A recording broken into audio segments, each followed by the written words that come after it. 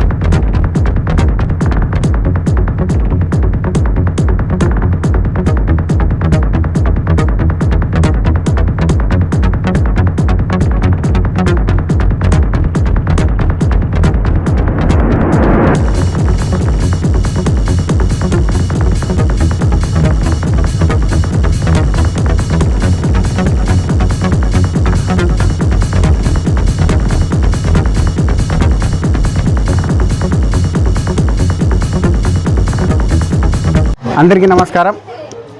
ఈరోజు mother Teresa పుట్టినరోజు సందర్భంగా ఇచ్చేసినటువంటి మన ఆర్టీసీ డిపో మేనేజర్ సార్ గారు మల్లికార్జున రెడ్డి గారికి మరియు వికాస్ విహార్ ప్రధాన ఉపాధ్యాయురాలు అయినటువంటి ఝాన్సీ రాణి మేడం గారికి మరియు సార్ గారికి ప్రత్యేక ధన్యవాదాలు తెలుపుకుంటున్నాను.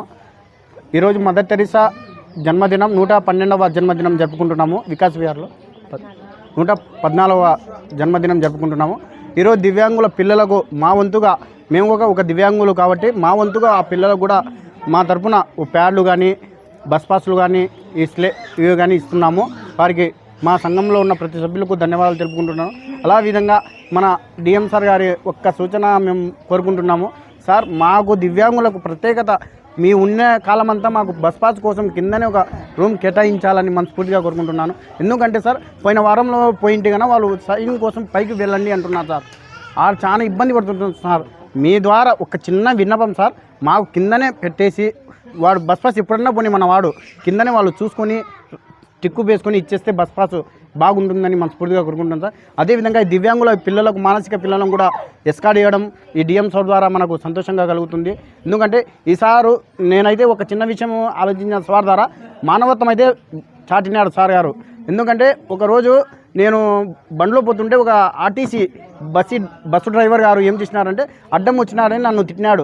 అదేవిధంగా రిపోర్ట్ సార్కి వెంటనే చేస్తే ఆ డ్రైవర్కు ఒక నెల పాటు సస్పెండ్ చేసినటువంటి మన డిఎం గారికి ప్రత్యేక ధన్యవాదాలు తెలుపుకుంటున్నాను. ఎందుకంటే ఇట్ట డిఎం ఉండడం వల్ల మన ప్రొద్దుటలో గర్వకారణం అని నేను భావించుకుంటున్నాను. ఎందుకంటే ఇంతవరకు ఏ డిఎం సార్ గారు వచ్చి కూడా ఇంత బాగా రెస్పాండ్ చేయలే.